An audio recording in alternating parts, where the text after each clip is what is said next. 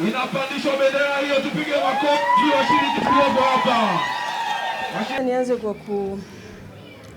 kushukuru sana Mwenyezi Mungu kwa kunipa uwezo wa kutekeleza ahadi yangu kwa wananchi. Kitu ambacho nilikiahidi kwenye kampeni. Niliahidi vitu viwili vikubwa ndani ya siku 100. Niliwaahidi wananchi kwamba nitakapokuwa mbunge wenu nitahakikisha mnakuwa na ofisi ya mbunge, nikitambua umuhimu wa uwepo wa ofisi ya mbunge. Nafahamu kwamba kwa kuwa na ofisi ya mbunge, kwanza ofisi itaniunganisha mimi pamoja na wananchi. Hata nikiwa ndani ya bunge, bado wananchi wataendelea kupata huduma kutoka kwa mbunge wao, kama kuletewa kero, kupewa taarifa ya masuala mbalimbali ya kijamii. Lakini ofisi hii ina idara mbalimbali. Tumeweka idara, tuna mtu wa mambo anashauri masuala ya sheria, atakuwa anashauri wananchi. Tuna watu wanao coordinate kujua masuala ya wananchi, mambo yanavyoendelea jimboni, majanga mbalimbali. Kwa hiyo ofisi itatusaidia sana kuweza kucoordinate masuala ya wananchi kwa ufasaha. Lakini la pili, niliona kwamba kuwa na ofisi hapa itakuwa ni kama alama ya mbunge. Najua wananchi hawa hata tu kuona kuna ofisi ya mbunge inawapa matumaini kwamba wana mwakilishi wao ambaye ni kiongozi wao, wana uwezo wa kumfikia kupitia ofisi yake. Kwa hiyo ile alama yangu ndani ya jimbo inakuwepo. Hata kama wakiona niko ndani ya bunge, lakini wakiona ofisi wanajua mbunge wetu yuko pamoja na sisi. Kwa hiyo nilifikiria namna nzuri ya kutengeneza connection kati ya mimi na wananchi wangu ni pamoja na kuwa na kitu kama hiki ambacho mnakiona, ambacho ni ofisi ya mbunge.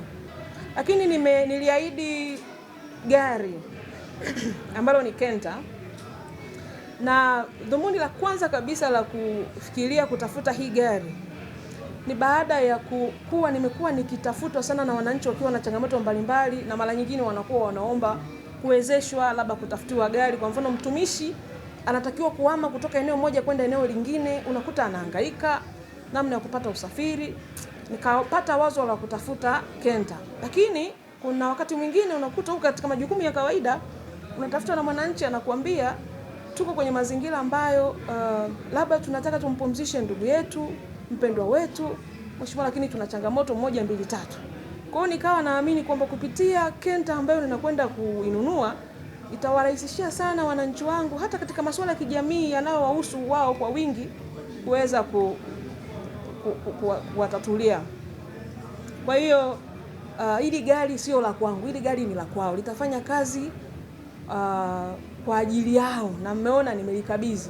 Ndio litakuwa kwenye ofisi ya mbunge, lakini wananchi watakuwa wana fursa ya kuja kulipata.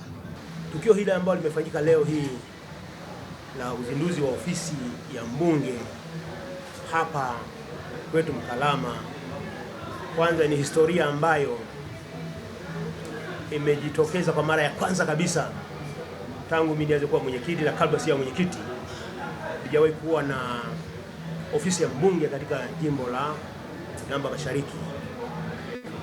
Tendo hilo walilofanya limewapa wananchi imani kubwa sana, na linazidisha imani kubwa sana kwa mbunge wao, pia hata kwa Mheshimiwa Rais wa Jamhuri ya Muungano wa Tanzania, mama yetu Mama Samia, kwamba kweli mbunge aliyetuletea, maana yeye mtu ambaye anateua kwa mara ya mwisho ni kamati yake, kamati kuu.